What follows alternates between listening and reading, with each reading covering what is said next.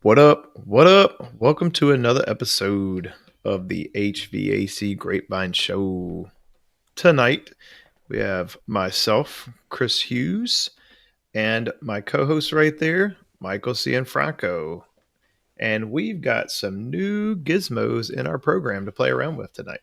So we're just having some fun. Bringing it like this circle thing's like a 70s style. I kind of dig it. Yeah, dig it, man. You know? So we're It's gonna different. We'll play with it a little bit tonight. Move these images around, see what we can do while we have some fun.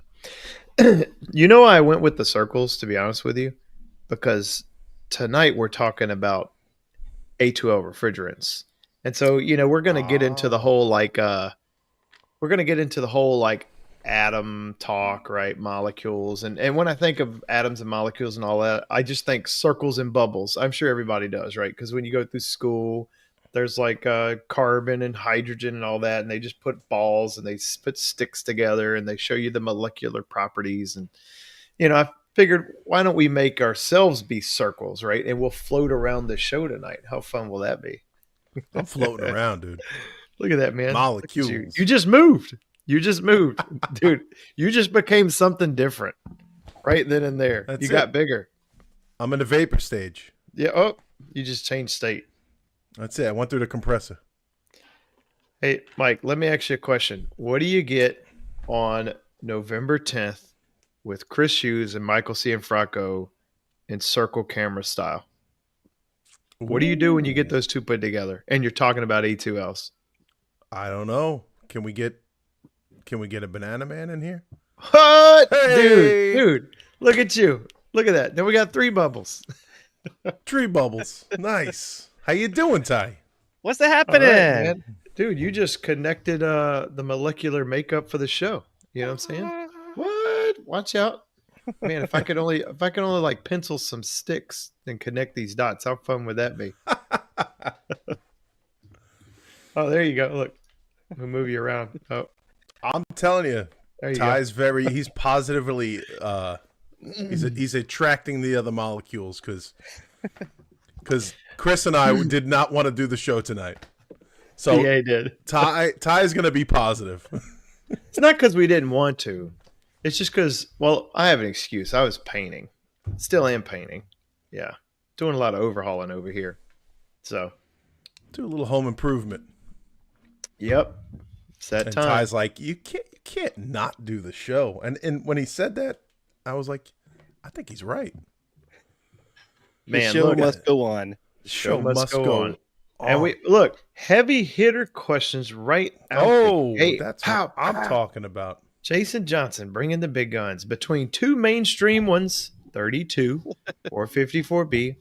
I would choose 32, as it's a single component refrigerant, no glide, like 454B. Man, did we just get deep real fast?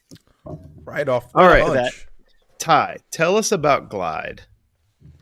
All right, so first let's I just want to address a few quick little things. Number one, I had nothing to do with any of these regulations.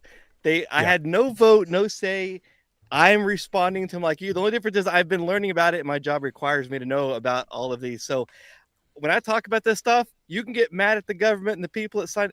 I'm not the guy, right? I'm just here transferring information.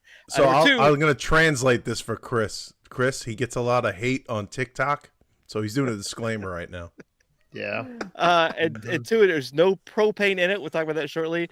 And then the argument about the 2 refrigerator, which one's better, it really doesn't matter at this point because we're going to be using whatever that manufacturer specified. So if this manufacturer designed the equipment for R32, then that's what we're going to use. If they designed it for 454B, then that's what we're going to do.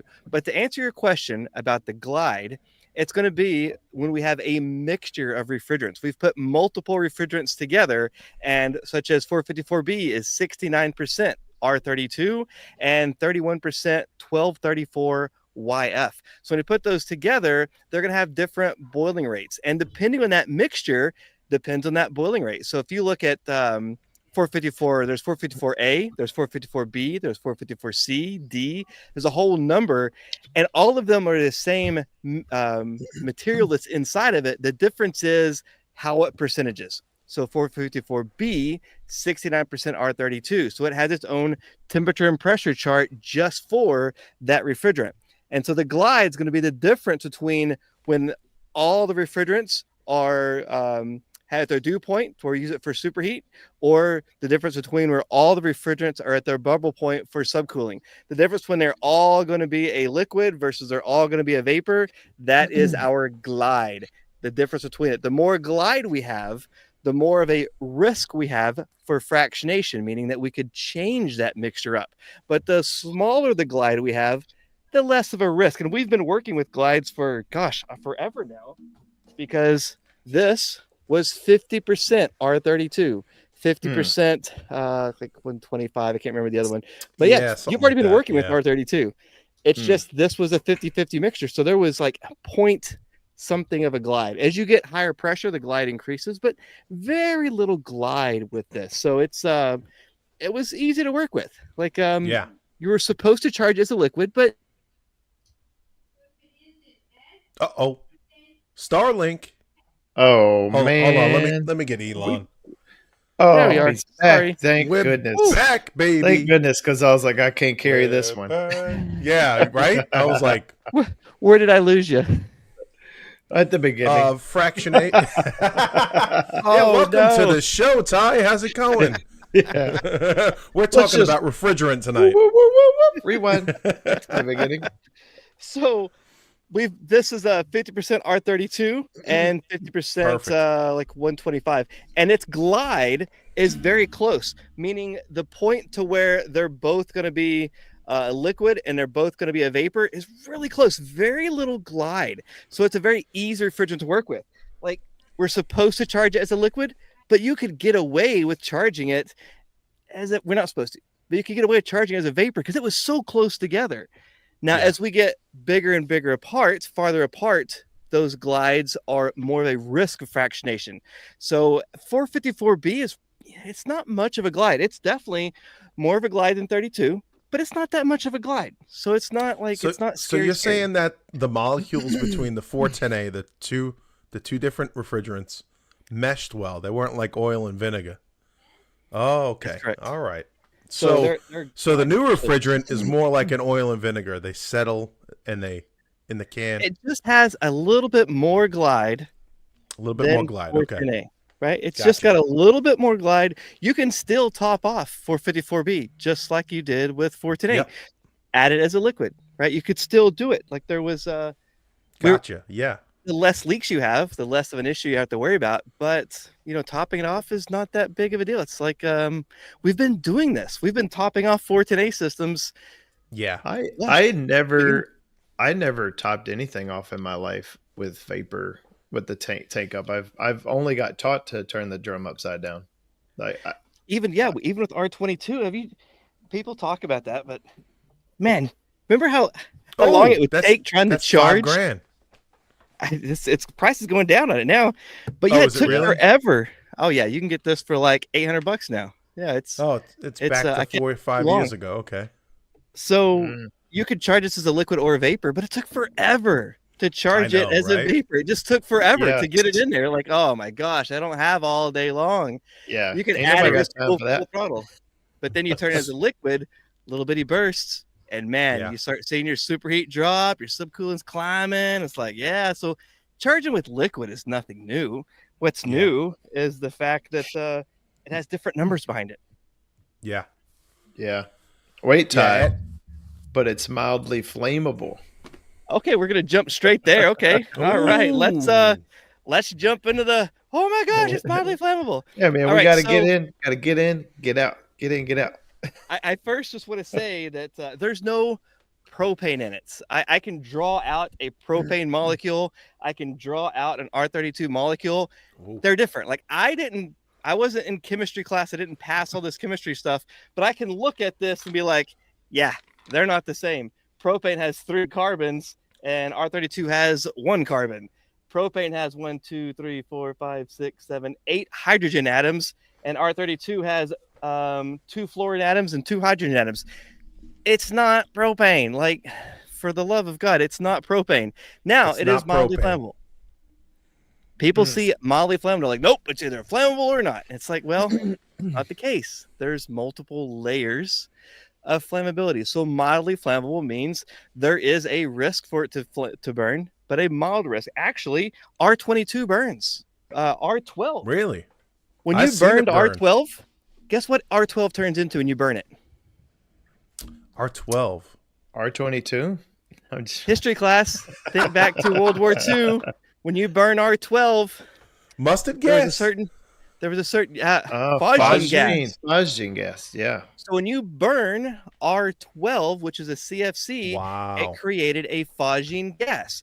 Now, when you burned R22, you ended up with another type of poisonous gas, but it really wasn't phosgene gas, but it's another type of poisonous gas. It wasn't great to breathe, but yeah, R22 burns. 410A also burns. When we look at this also will burn. It just burns within this window. They have this test window, and I got a slide. I can pull the slide up, but they have this test window, and it's a 90-degree window. And if it burns within that 90-degree window, it's called an A1 non-flammable, no flame propagation. Right. A2L just barely burned outside of that. And now all of a sudden, man, it sounds like they need a new window. That's what I said, but nobody asked me, right? Nobody said, Ty, what do you think we should do about this? No, nobody asked me. I think we should write them a letter. It's a little disrespectful. So, the thing is, they had to classify it as a mildly flammable, but we have an A2L, and we also have an A2, which is way more flammable than an A2L. It is? You guys be willing to use an A2 refrigerant anywhere, like in your life? Would you let your kids work with an A2 refrigerant? You wouldn't? Like hairspray? Oh, here we go. This is an A2 refrigerant right here. Oh. Yeah. Oh my gosh. Oh, it's going to kill me. Oh my God, I'm so scared. Don't drop it. This is this is more flammable than R32. Ty, so put the bomb down, bro. Put the bomb down. Well, what we're going to do is we're going to see how flammable is this A2, right? Ooh. Classification. Let's take a look. Let's do it. Yeah, I just went and bought this for you guys. Right? He's got a jug of R22, and he's got duster. I can't burn the R22 for you because I can't risk my career on that. But it's legal to vent. Actually, if you got an old refrigerator that has R12 in it, people are recharging them with this stuff right here because it's a great replacement for R12. Yeah. No way. I'm getting into classic refrigerators. What? Yeah. So and it's great. Duster is good for the There's different brands. There's different. This is 152A. Smaller. 152A. Lowercase a means a single molecule. You're not going to huff that on the show, A are you? means a blend. No, I'm not going to huff it. Oh my gosh. I'm just saying. I mean, some kids did different things, I would never. Safety is number one priority. But what if? Uh-oh. And it's an A2. Where's it's got safety on it?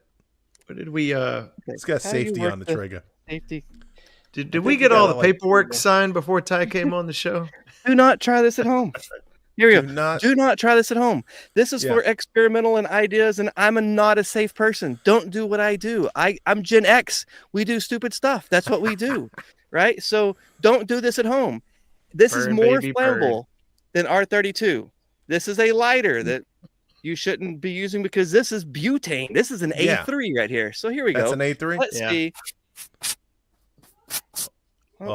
It's so explosive. Dude, it's a magic trick. Dude's busting out magic tricks. And that's an A2? There's a little bit of a flame. A full A2, which is way more flammable than R32. Like, way more flammable. So we're going to need to inspect that can, Ty. Yeah, don't be a kitty cat. R32 is going to be fine. Is that R32? Well, man, this tank, I tell you guys, I would never vent refrigerant, but this tank right here, gosh, I think it's a defect because it's been leaking just a little bit. Like I can't get it to shut off all the way. Like I don't know what's wrong with it.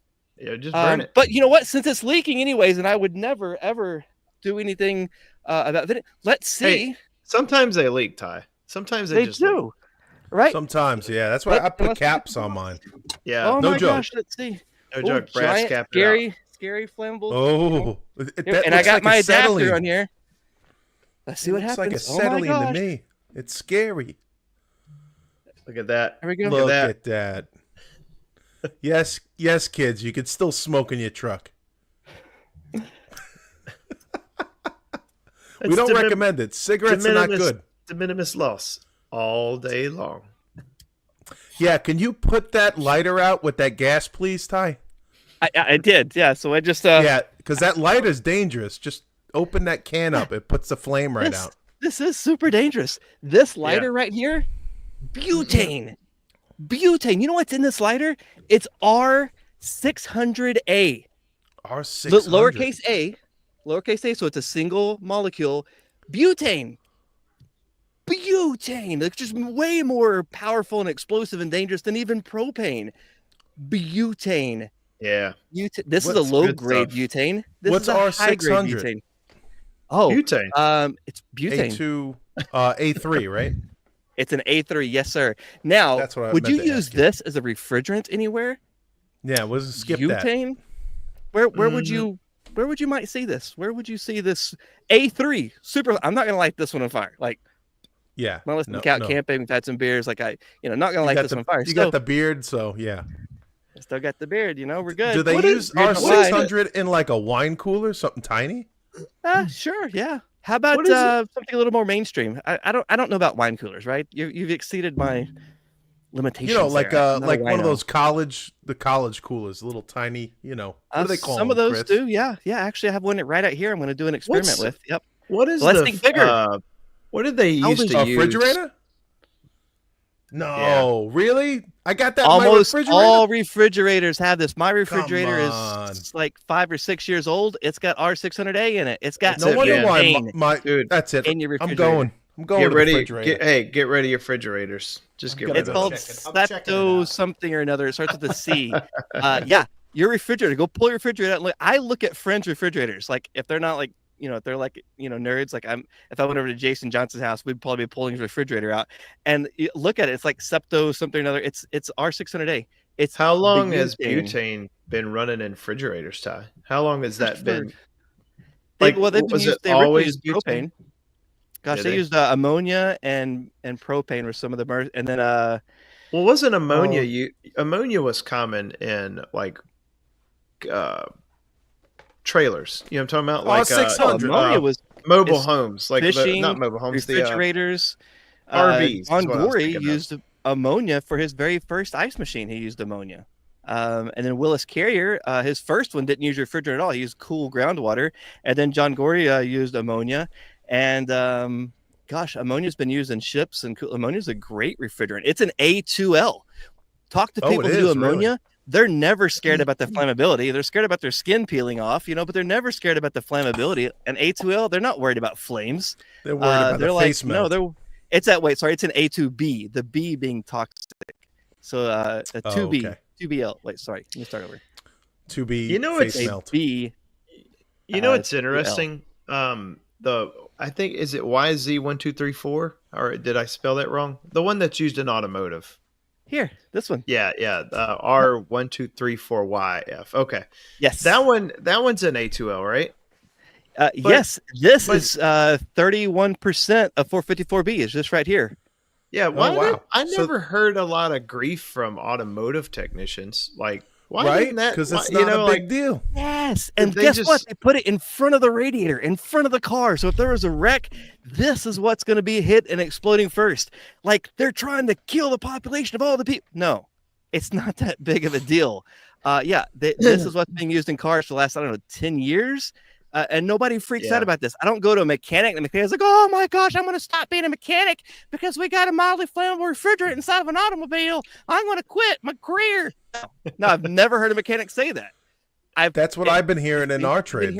I've been hearing exactly that tone too. Like, man, I'm a tough HVAC guy. I ain't afraid of nothing. We need to demolish OSHA. We need to get rid of safety, everything. I will never wear safety glasses. A mildly flammable refrigerant? Oh, no. Oh, people are sheeple and man, into the world. You haven't lived until you've pulled your own fuel pump out of your gasoline tank. Bro, I did that with an angle grinder. Do not recommend that. Yeah, that probably wasn't the best idea. Well, I didn't want to drop the tank, so I went in the van and I cut a hole with the angle grinder from the inside. So, you know how they say don't top off your tank, don't top off your tank. And I think I know why, and I'm not sure if this is what caused this or not, but I used to have like a 98 Chevrolet, and I topped off the tank like really heavy, and I had the gas pump like really like, I guess I had a good seal on it, right, when it goes into the part where you put your gas in. And I overfilled the you-know-what out of it. And it blew. I'm thinking this is when it happened because the little gas kind of spit out. But there's a gasket ring, right? Like a circle gasket that was holding the fuel sending unit into the gas tank. And when I topped it off too hard, I heard gas go spit out and hit the ground. I was like, what the heck? Turns out I think I blew out the seal. Yeah. I think. I'm not sure. But anyway, the seal was blown. I had to lift the truck bed up, like prop it up with a 2x4 or a 4x4 or whatever. And I, lifted it up so I could pull the fuel sending unit out and then redo the gasket, put it back in. So the reason is temperature and vapor pressure. They need that vapor pressure coming back to the tank for that complete cycle. So when you overfill, you end up with liquid gasoline, which is a refrigerant. It's an A3 refrigerant that you put your kids on top of. That gets into the vapor canisters, and then it clogs up the vapor canisters, which is expensive. And then also you have a switch in the front that like burps off the difference between that gas. And when you get the liquid in there, it's operating off gas pressure. When you get the liquid in there, it doesn't, it makes that part go bad. Yeah. You mean I hear what you're saying. There's a vent line coming off the spill line, and it's got like a sensor there, right? I think it has something to do with emissions too. I think it's a charcoal scrubber on there as well. Charcoal. That's a charcoal. Yep. So if you get liquid gasoline in that, then look at us knowing so much about cars, bro. Hey, what? Look at us. A2 wells. Wait, gasoline is an A3? Yes, man. Yes, it is. Wow. Yep. And so you put your kids on it and drive like 90 miles an hour down the road. Is there anything more flammable? 85. Is there anything more flammable than gasoline that's actually used as a refrigerant, though? Or is that probably... That's a good question. Butane, man. I think, would be more flammable than gasoline, and it's used as a refrigerant. So we have butane and you have mechanical environments over here. They have freezers full of it. And then there's also, you see lots and lots and lots of my favorite. I'm from Texas, right? Here we got R290 and R290 accessories, right? So this has been used in old refrigerators for a long time. And R290 and people are scared of this. And if you know anybody that does commercial work, they work with this all the time. Like, there's safety precautions you have to follow, but it's a great refrigerant. My parents, they have 290 gallons of this right outside of their house with a pipe going into their house. Into the house? Oh, dude, my gosh, God. Yes. Move out, dude. Time to move out. Yeah. Yeah, they got to pull that pipe out of the ground. I know, yeah. They should run it above ground, so they can see it all the time.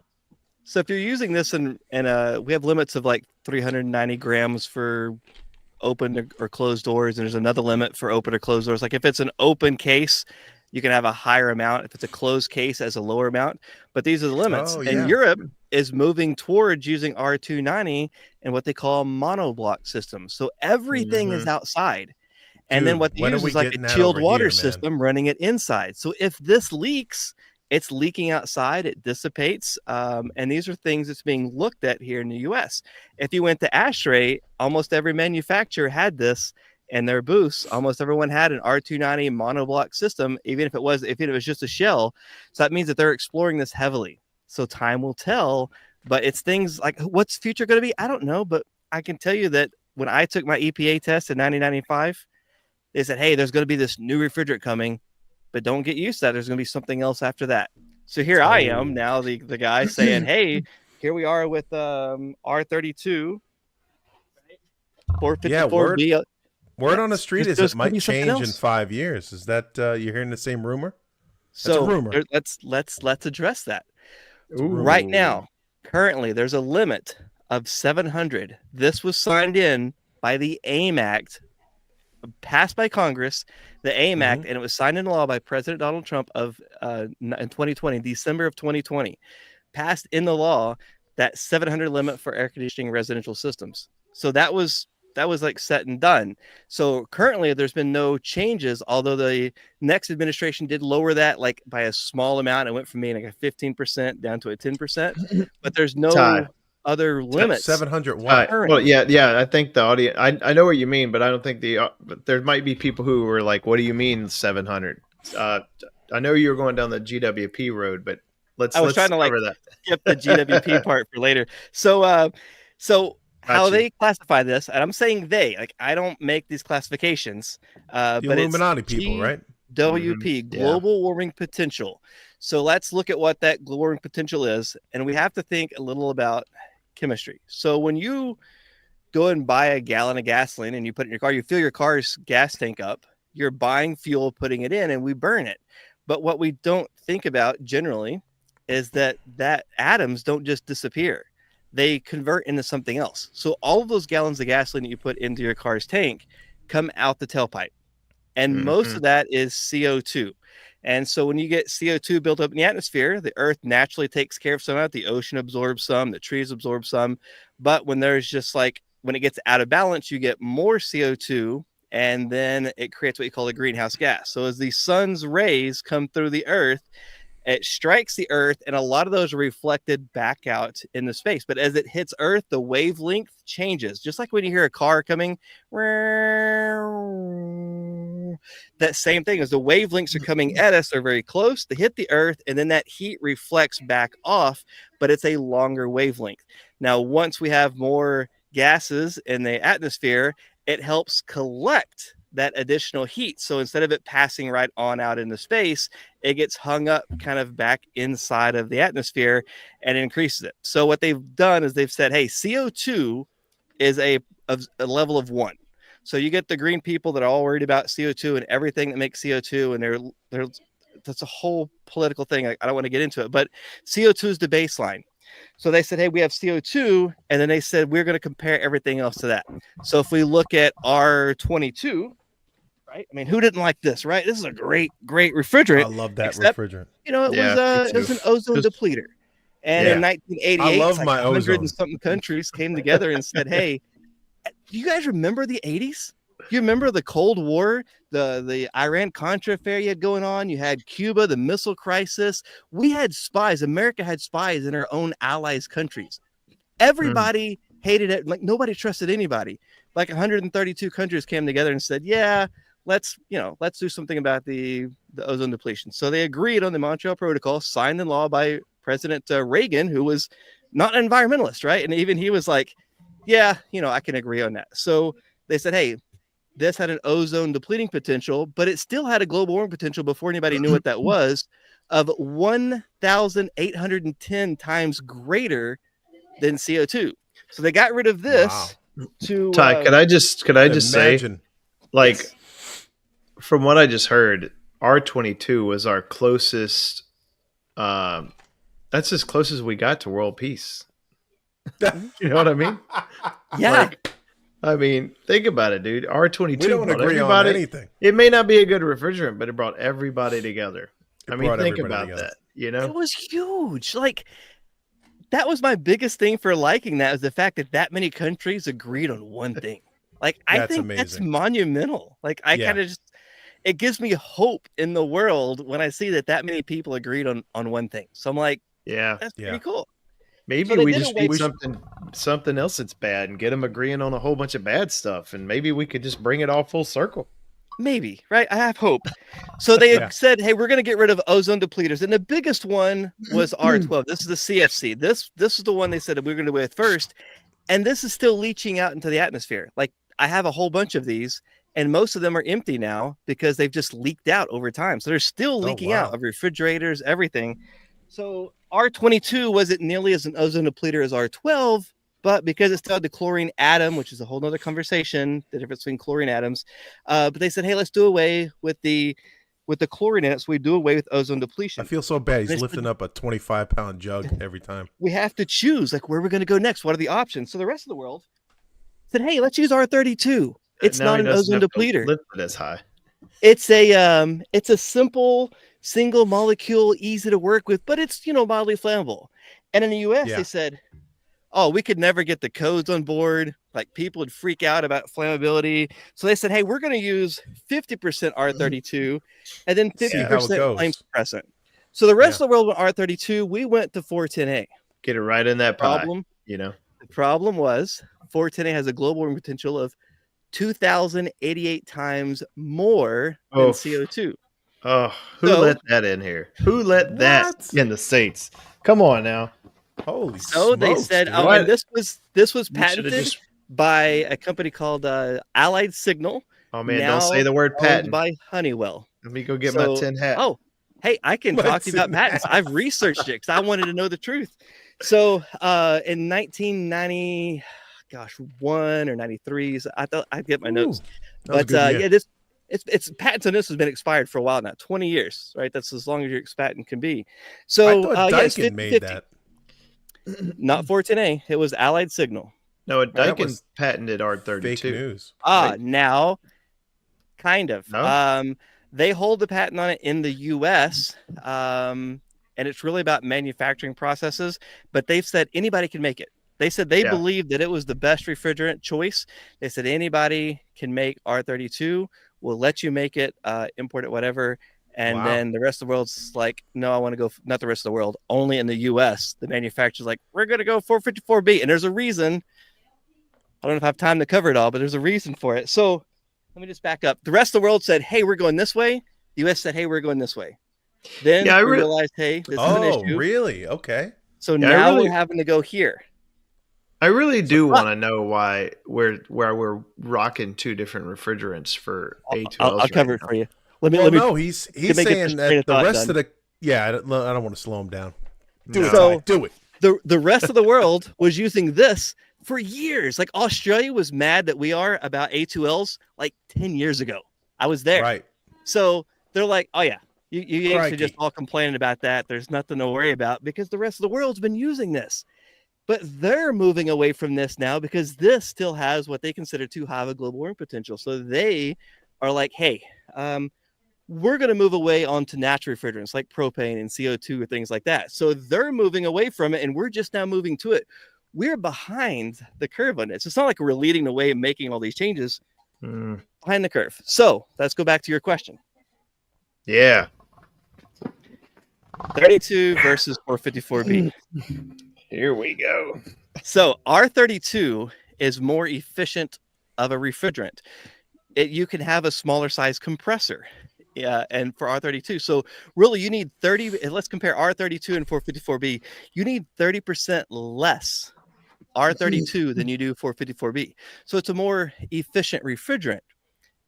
But you have to remanufacture the compressor, the condensing coil, and the evaporator coil. The rest of the manufacturers, they don't necessarily want to be changing all this, right? So they wanted a refrigerant that was closer to what they were already using. So either they went to the chemical makers, or the chemical makers came to them, or a joint venture, but they came up with using 454B, and it's very similar to 410A. They still had to make some changes inside the compressor, but it's very similar. So they could use the same coils, the same condensing coils, a little bit of changes in the compressor, but the pumping side of the compressor was the same. All their same testing procedures. It was a simple transition for them to switch over. Now, on the manufacturer side, they will tell you immediately that 454B has a lower global warming potential of 466 versus 32 that has 675. So it's like, oh, a lower global warming potential, that sounds good. But what they don't tell you is that R454B is 69%. Whoops. 69% R32, and it's 31% 1234YF. So it's 31% this, and it's 30% less effective than R32 straight. So by volume, they're the same global warming potential, but on paper, 454B has a lower global warming potential. So people like to go around saying, oh, you need to use 454B because it's a lower global warming potential. So therefore, it's better for the environment. Ultimately, it's still made of R32. So there's people going around saying, don't use R32. It's going to be going away. Well, if it goes away, they have to get rid of 454B because it's made of mainly the R32. Same thing. And wait, there's more. Yeah. Give me more. Give me more. Cover up. They're not going to like this. 1234YF. It has no. It has a very, very low of like 4 or something of the GWP potential. Yeah. It's because it breaks down in the atmosphere before it ever gets up there. It breaks down into a forever chemical. And Europe kidding me? is already working on banning forever chemicals. The PFAS, there's a what? TF, Right? It's a PFAS. Yes, Get the heck that out of into here. forever chemicals, dude. So now way, it's going to be bro. in the environment forever. So, like, which one's better, 32 or 454B? They're, in my opinion, they're both temporary. Wow. They're both getting us used to mildly flammable refrigerants because the next one's either going to be an A2 or an A3. So personal opinion, tin hat, whatever you want to call it, I think this step is preparing us to get comfortable working with flammable refrigerants so that when we do make that next transition, we're like, okay, I already know that I have to flow nitrogen. I already know how to have a safe work area. I already know how to look at all these things so that when that next level comes, the workforce is already trained for that. I could be completely wrong on that, but I do suspect that, 1234YF, that's going to be an issue. And they're already talking about lower global warming potential. All of the chemical manufacturers are working on lower global warming potential refrigerants right now. And they're talking about trying to get when it's under 150. So the next change is likely going to be like 150, which means both 454B and 32 will be out. There will be something else. And New York wanted to have their limit at 50, a global warming potential of 50. So that means that you're pretty much looking at things like R290. Well, nobody asked New York's opinion, all right? But we don't know, right? Get them out of here. By law, there is no limit on 32. There's no limit on 454B. There is limits on manufacturing. So a manufacturer can say, hey, I can still make 410A, but I'm limited.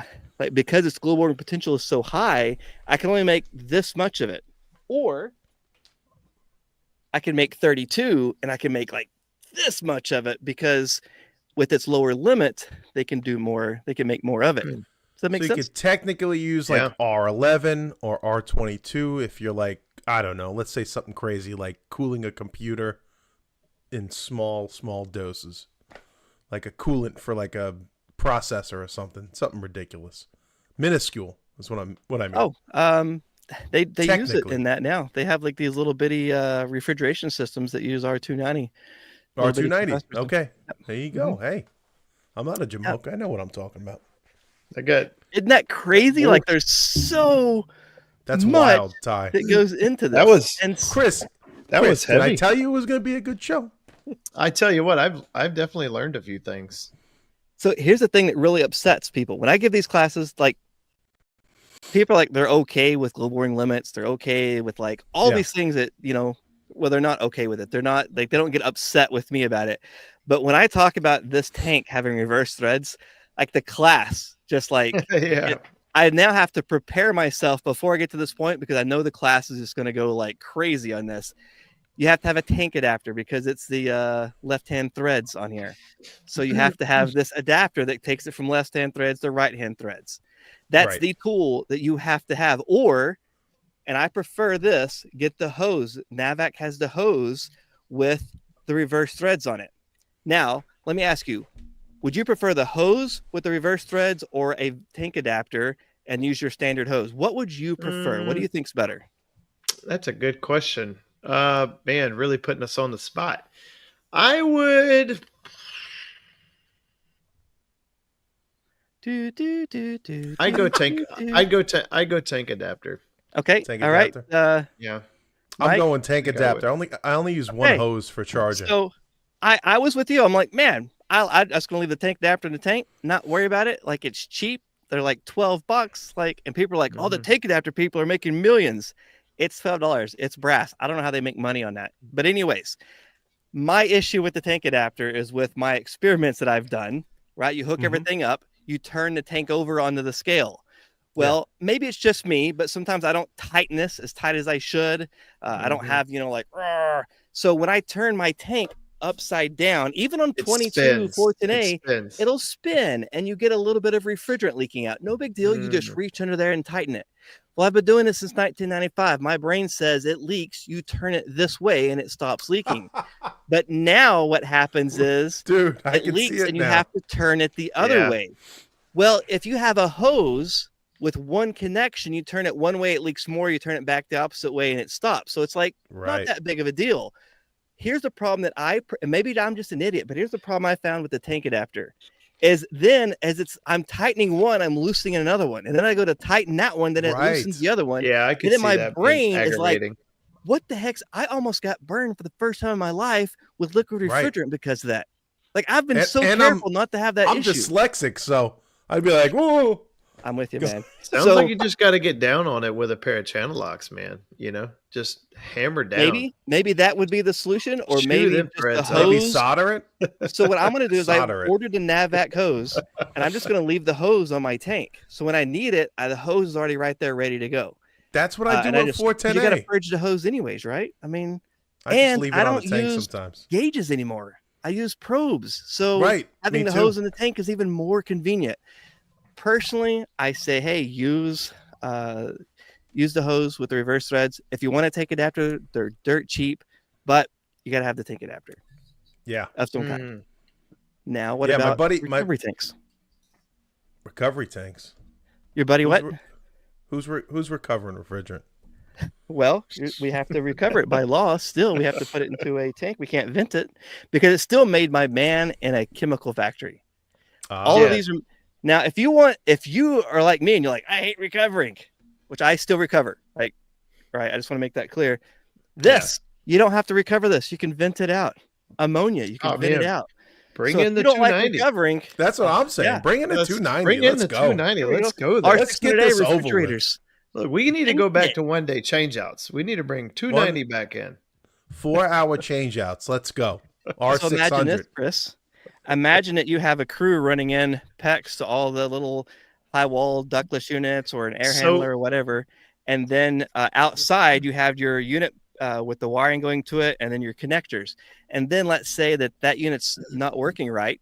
You can have a crew go out, take the water lines loose, put them in a temporary unit, take the condensing unit, take it back to the shop where your qualified guy has all the safety equipment, ventilation. He fixes it right there instead of being on all this windshield time. Swap it out. It's so much more effective. It won't work in every scenario. You're talking about monoblock system? Yeah. So this is something I've had in my brain probably for about 2 or 3 years now.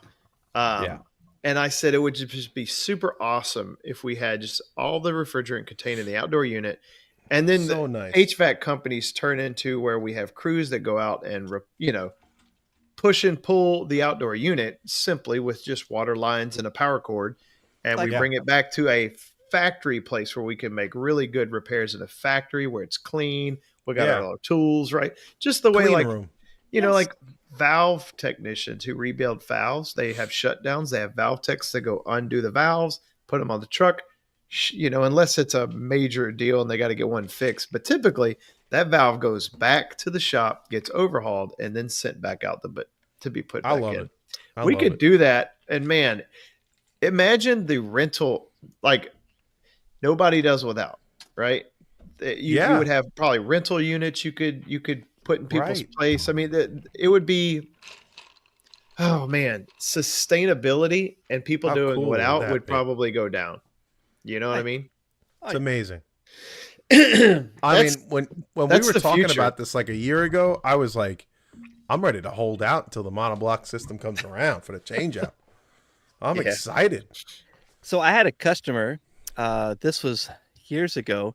She had a hydronic system. She had a standard condenser outside, but she had this big old tank in her basement. And there wasn't very many basements where I'm at. So this was like, that was already unusual.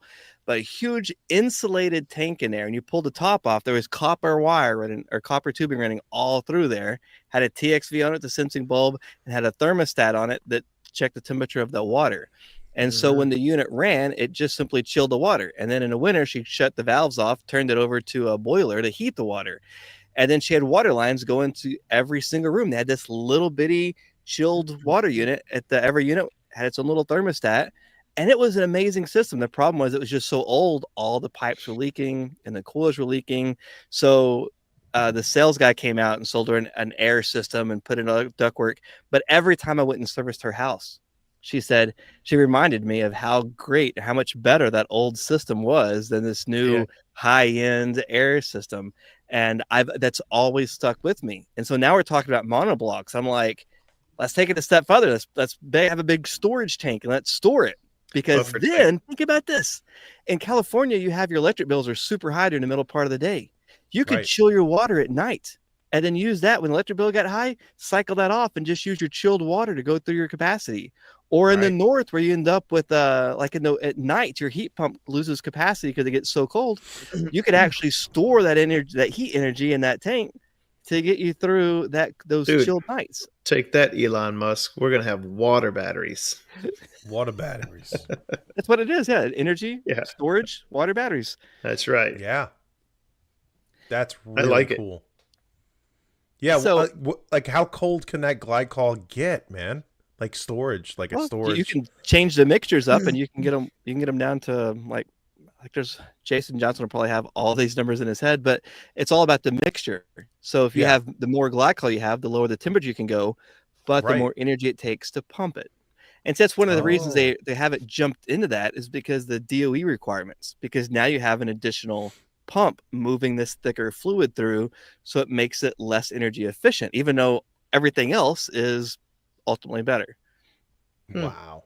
Yeah. And I'm not even hung up on a pump. Come on. Yeah. He said that monoblock. Let's go. 40% in there. Glycol, -10% burst temp. -10. -10. Come on, dude. That's cold coil. So imagine if you switched it up to like 60% glycol, right? Right. Right. Exactly. So, I don't know much about glycol. I have to be honest. Like, glycol's not my bag. Get in a call with glycol. Yeah. I have to read a book on glycol. Oh, and speaking of books, all right. So I have an employer that pays bills for me and stuff too. But heck yeah! If you want to learn more about A2Ls, I got that. This was written by Jason Obzut. Right, he wrote it. He's a friend. He teaches me this stuff. So like, I go to him all the time, ask him about the flame rate, how fast refrigerant burns, and he gives me all these numbers, and I convert it in like miles per hour to see like, I could outrun that. It's like 0.0 something miles per hour is how fast the flame. But yeah, he's a brilliant man, and ESCO has the training course. You can get all your stuff, the whole course. This is just bits and pieces and me being crazy. But they have the whole course, the HVAC e-learn network, and you can take your low GWP class, and it goes over this a lot slower, with all the exact numbers. And, it's a pretty good course. So what's the website they can go to check it out? It's the HVAC e-learn network. I don't know the actual web. I'm probably or just go to the ESCO website. Or you can search for ESCO. So ESCO does the e-learn network. So all their stuff that's for instructors can also be done to public people in these courses. And then you can sit and take the course. Or you can pay ESCO and we will fly across the country. And some of us will actually read that same PowerPoint presentation you can do anywhere. We can sit and read that to you in front of a class with a whole bunch of other people together. There you go. And if you tell them you heard it in the grapevine, you get a 1% discount. We can probably set you guys up with a system like that if you guys wanted to. Like, not when I say me, like Renee, she's a brilliant. She handles all that stuff. She could probably set it like anybody that uses your link to go over there. That'd be like great. An affiliate link or something. So, I can talk about that later. Let's do it. We got to talk about this. Do it. Let's go. Recovery tanks. Yeah. So I made a video because ASHRAE said that these were going to be left-hand threads and had to be marked. And so I made a video like talking about counterfeit tanks. And in that I said, hey, and it's also, it needs to be left-hand threads for A2L. Well, I got a call from 3 different tank manufacturers, and they were very upset with me about that because they don't know yet. And actually I had a meeting with Worthington, and I had like 6 people on the call talking to me. And I'm did you charge them a consulting fee? Because you should. I did not. You should. Chris, did you notice that tank manufacturers watch this show? That's awesome. Oh, is that what I just heard? Yeah. I didn't think about that. Somebody usually sends it to them. But yeah, that's a good point. I never thought of that. So, you should have charged a consulting fee phone for that. calls on this. Well, they're actually very upset that I said there's going to be reverse threads because they don't know yet. So the thing is, they can't make enough of these ends with they don't even make them. They order them and then put them on their tanks. They don't have enough access to get these. So there's like, we don't know if it's going to be reverse threads or not. And if it is, it's going to take years for us to get enough out there.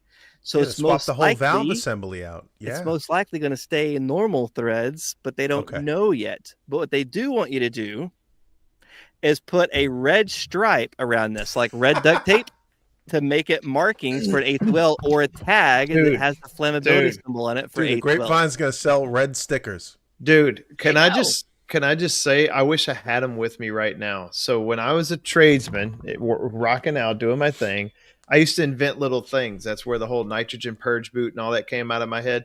Believe it or not, I took something, I went to Vistaprint, and I made they have like a credit card with a magnet back, and I took it and I made it a sticker that could stick to refrigerant tanks. And so when my guys would go, and we would all go to jobs, and we would reclaim 22, you'd reclaim 410A, all that kind of stuff. You don't want to mix it, right? You're trying to bring it back to the shop, put it in the bigger drums. So I made these magnetic stickers that you could just, throw on the tank, and it would be stuck to it. And you could say, well, that's my R22 tank. And that sticker would do it. And I was going to try to like turn it into like a product. So I was like beta running it inside of our company. But the problem was, because the tank would get oily, that the sticker wouldn't stick. It would slide around too much. And so I needed a heavier magnetic sticker. And I'm probably giving away this idea that somebody should just run with. But these stickers are a good idea. We need that. And I almost thought about creating the whole like dog tag thing where you could just like, anyway. Like a huge all I'm saying is that tank. I feel like I'm 5 years ahead, man, all the time. Oh, yeah. You are. You're a brilliant man. I love having conversations with you because like we click, like we get things, man. Like, can you send me one of those nitrogen boot purgers, man? I had to buy mine. You got to buy yours. I know you got to. It is really cool. They don't give me anything, man. I just, So we're talking about rumors and stuff. This is a big one. Does a tank have to be transported upright, or does it have to be or can it be transported horizontally? Oh, well, like a 45-degree angle? I would think it depends on I don't know. I haven't had any experience with 32 or 454B yet, but I would think it would depend on the amount in the tank and where that level of saturated liquid sits in reference to the port tube, right? Right. I don't know the answer to that. I'm just saying that's where my brain goes. And you're saying a fresh jug of refrigerant or a recovery? Fresh jug. So jug. All of these are at 80% full. So okay. So it would have to be pounds standing straight because up. It's different density. It's still at that 80%, but it's so if you go straight horizontal, you're going to be liquid at the tip. So I would say it would have to be straight up. I would think. Well, the refrigerant racks aren't straight horizontal; they're cocked. I'm saying right? Paul Abdul on that, straight up. Is there a third option? Because like refrigerant racks don't go straight flat, upside down. They go a little bit like that, right? And so I think you could go mostly horizontal. So these tanks, have a little valve that recloses. So I'm gonna, which is not exactly what I'm leading you Oh, to. you got like a belly button on this thing. The old tanks, remember we had these pop-off valves? Yeah. And you guys, yeah. I don't know, in Phoenix, these things would actually bust and it lose Really? the whole entire charge. I never Oh, seen yeah. that happen. God, I always dude. wondered if it's like, because I've had some tanks in some really hot Louisiana attics, and I never had one pop. And I just wondered, does that thing come to really Las work? Vegas and Phoenix, and Vegas and Phoenix. Wow. So this one has a little burp that will burp some out and then close back again, which is nice. But the DOT, they're the ones that decides. Yeah, Dave, yes, the DOT decides. And originally they said it had to be upright, and people were very upset. Well, Chemours went and did all of the testing, and they got a special certification from the DOT, which took like 5 years to do. They were way ahead of the game on it. And they said, if you have this, it's a special permit. That's what it is. It's a DOT permit that says you have this permit, you can transport it upright. So if you're in an area and the DOT actually checks you, which that doesn't happen where I'm at, but it could, then you could actually go and search for this permit. It's Chemours permit, and then you can actually transport your tank in the upright or horizontal position. It can be upright or horizontal with that special permit. So you can store them horizontally because Chemours took the extra time and did the permit. Now, is there special precaution that takes place? Because does the burp valve have to be facing straight vertical, or is there an issue with that? Because I would think the burp valve being touching vapor, so that when it does burp, you're just losing a smaller amount of gas versus losing liquid. If you notice the burp valve on a propane tank, it's up at the top where the vapor's at. It's not on the bottom dumping liquid out. Right. Yeah, okay. Ty, I was watching your video a while ago on recovery tanks, and I was trying to figure out, I got confused. I always thought the dip tube goes down from the red side. And that, you know what? I don't even remember now. I'm totally confused now. You can't be racist, Mike. You can't judge that valve by the color of its skin and plastic. That's right. You have to read on there what the letters say, and even at that, sometimes they're even sometimes labeled incorrectly. But yeah, you have to read, because sometimes red will be vapor, sometimes red will say liquid, and I have both here, so I have both tanks here. Yeah. Oh, it can go either way. Okay. Yep. Yeah. It's by liquid. Don't judge it by being red, right? Yeah. A red valve can be liquid, or a red valve can be vapor, and the same goes for blue, right? So I've actually trying to be political and racist and all that. Like, they can both do the job of the other, right? Okay. I've actually experienced that in the field. I've had tanks be opposite. Not super common for me, but I've seen quite a few tanks, and 4 or 5 of them. They say that they make these disposable tanks that some will have a dip tube coming down. So instead of turning it upside down, you leave it upright. Now, if anybody finds one of these and it's empty, please save it for me, because I want it. I've been reading about this since my EPA, and I have yet to see one. But even in the A2O classes, they talk about that. So if you guys see one or old one laying around, you're going to scrap it. I'm going to cut one open, man. So because I want that, so I can actually show and see it for myself that it actually exists. It's not like, aliens. Like I can see it for myself. What disc do you like on the cutter wheel? That carbon fiber one? I use the fiber cutter. The thin one. That's what I use. The thin one with safety glasses and the shield, because that blade gets crooked and it comes. Oh, did you see that guy on YouTube where he got it right in the glass? I was like, all right, safety glasses. That's why I wear two now. That video.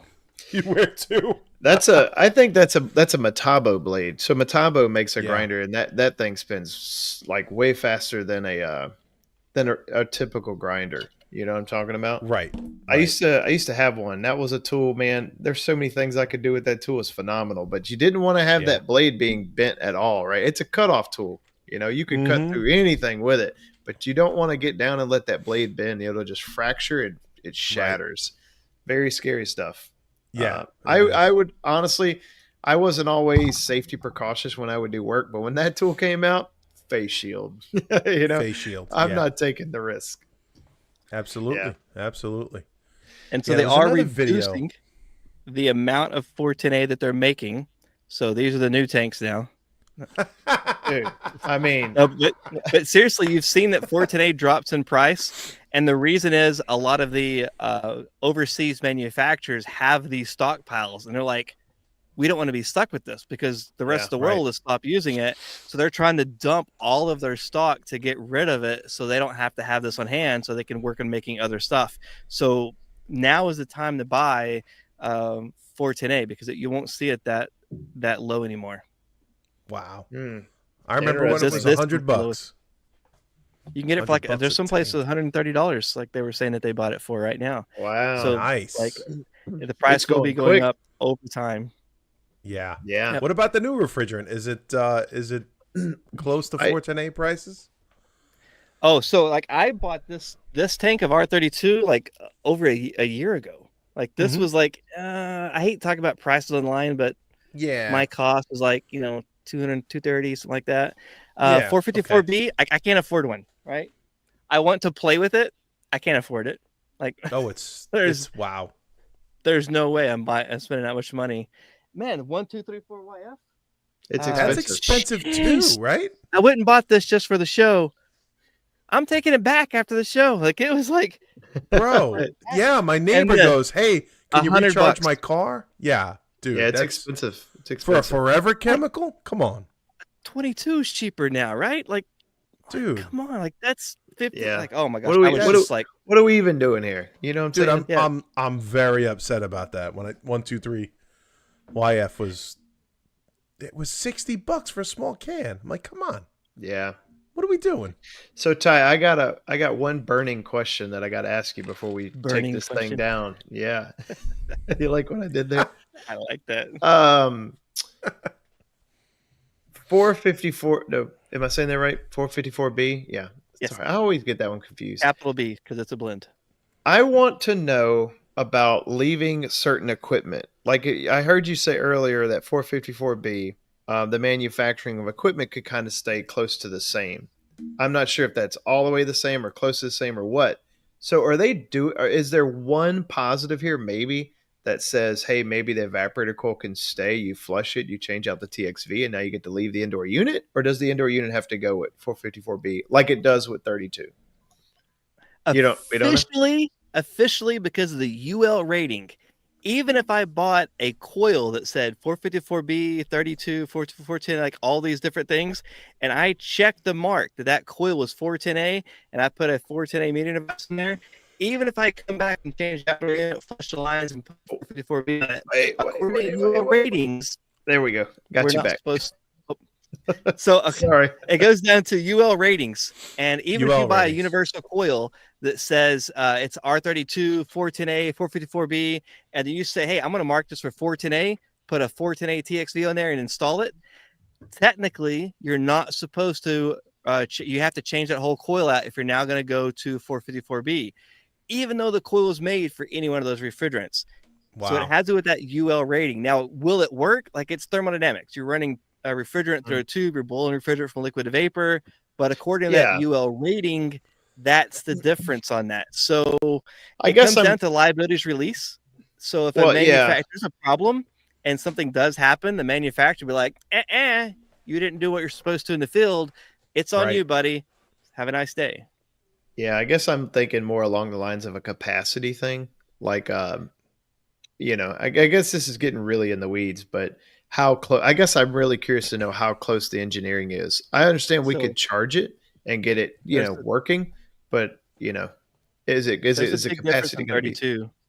But 410A, the coils, like the new coils that I've seen, say 410A or 454. You literally check which one it's going to be, and then you put the correct metering device in it. Oh, wow. So they're not more than likely they're not re-engineering the coils then. 32 though. What I've seen so far is a different coil, although there was one manufacturer that listed all of them all across there. So it goes back to capacity. That 32 is a different capacity, and we didn't even talk about the sensor, the refrigerant leak detector sensor. Oh yeah, I know, man. That part two. We didn't even touch the fact that Ty got a TrueFlow grid. I love my TrueFlow grid. People tell me, "Oh, the airflow is good." And I put my TrueFlow grid in there. I'm like, good. your airflow sucks, bro. Like Not here's so the good. Sucks, numbers. man. Airflow Like, is not see ya, good. you know, like bye. No, I Yeah. love the. It's like it's not me arguing with them. It's like no, we're gonna put my miniature chamber of truth in there, and the lie detector test says Yeah. you lied. Your I like airflow that. is Survey not- says. Miniature chamber of truth. I like that one, dude. I like Ty, that was a line. good one I feel like I need that on a t-shirt for myself. for myself. So I have more airflow videos lined up. I got really depressed with all the flooding in North Carolina, and then again in Aw. Albert, like all these Mm. floodings that happened and all the stuff. So I got depressed and down. So I hadn't been doing videos, but I have a whole bunch lined up about static pressure testing, using hot wire manometer, using an actual pit tube. I got a flow hood to use. So like I have Nice. all these different things showing different airflow Ooh, measurements. which And then I'm going flow to circle hood back did you at get? the end. Go, it's an old one. It's like literally analog. So I mean, like, I'm not buying a full on flow hood. Oh, I hear you, bro. I hear you. But Hey. I mean, it's still how it works and calculates Yeah. it. You know, still. Yeah, absolutely. So that's gonna be fun. Yeah, I got an old Alnor, man. You know, that ASIN's a little too expensive, man. Well, it depends on what you're doing. You know what I'm It saying? does. Depends on what you want to know. Yeah, Yep. Ty, I got my whew, True Flow. we got to do a part 2, bro. Good golly. Whew. We All right. got it in the budget, Chris. What do we All got? right. All I'm going to say is, Ty, can you just, before we go, tell the audience where they're going to find you in case anybody here doesn't already watch you, which I doubt that I'm sure everybody here already watches you. But if there's one guy who's like, or girl who's like, I got to see where Ty is, I got to follow this guy. He's Dump everywhere, it, bro. man. Dump Well, it. Where, you know? If you want to learn like I teach class from point A to point B in steps, the in-depth videos, taking my time, actually talking slow and enunciating, my YouTube channel is the way to go. It's Love to HVAC with Ty Brennaman. If you like short little bits of information, like fun learning, fast learning, that's like 10 minutes, 5 minutes, 3 minutes, TikTok, Instagram, and Facebook, the Facebook Reels, Instagram Reels, and TikTok is like the easiest to work with all those because I get more of a time limit. But it's Love the HVAC, and then Facebook is actually Ty Brennaman. They wouldn't let me use anything else. It's awkward. And then if you want like official learning stuff, ESCO Institute, the HVAC eLearn Network, I'm in a team with Clifton Beck, Nice. Jason Abzoot, And you can get amazing authors. You Clifton's can a take trip, the man. A2L class, and y'all offer a certification. Am I right with that? So, like, you can go get Separate, like if you want something, you could give to your customer that says, "Hey, I am prepared to do this officially." I'm not saying you have to officially be doing that, but it's a nice kind of segue to go to your customer and say, "Hey, I'm certified," And it I could can be prove it. required soon. We don't know yet, but it's an official test. Like somebody monitors you while you take it, so that if or when that it's required, and it's part of the AIM Act that literally said that gave the EPA the authority to have a separate test. If you get it ahead of time, then hey, you're ahead of the curve. And if it doesn't become mandatory, you have something that says I did training that the majority of my competition didn't. So training is always a win. Yeah, I almost want to take it just to have it. Not that I have to have it. I almost just want to take it. I'd be curious to know what questions are on it, because I know all the questions on it. Well, like when I took my EPA test many years ago, right? I remember it being a lot about dates. On this date, what happened? On this date, what happened? Yeah. And I wonder if it's more like that, or is it more like practical questions about how you do stuff in the field now? Pull a vacuum, flow. You don't have to say. You don't have to say. I'm just saying. Yeah. I'm just curious. It has questions like, "Hey, if you have R32, when it breaks down, it turns into this type of an acid." Okay. And then because it's a chlorofluoro, so it's still a fluoro acid. And then question about 1, 2, 3, 4 YF, like when those break down, like it has like trying to watch my words, but it's not hard, but you have to take the course to really. So it's not like how many cigarettes do you smoke a day or anything like that. Yeah. Gotcha. No, and there are some though about vacuum, like, hey, what is the minimum amount of vacuum you're supposed to pull? 500 microns at minimum, right? Cool. And then there's questions on there about you have to pressure test your lines before you could just do it. Now you're actually supposed to record it. Time out, man. Don't give it away. We don't want to get you in away. trouble because we want to get you back. But there's so much on there. You gotta take the course to really, and take the course online. Like, it's relaxing, it's easy. You can stop and go take a break. When I do the course in front of people, it's intense. Like, I have to rush through 4 hours of these PowerPoints to try to get everything in. And you're trying to remember, and I focus on the words in the PowerPoint that's going to be in the test. But after 4 hours of a class, trying to retain all of those to take the test, like, it's kind of overwhelming. But if you take the course online, when it's convenient, you can make notes, you can come back to it, you can rewatch it, and then you schedule the test. Like, it's the pressure's off. And I'm not a fan of PowerPoints.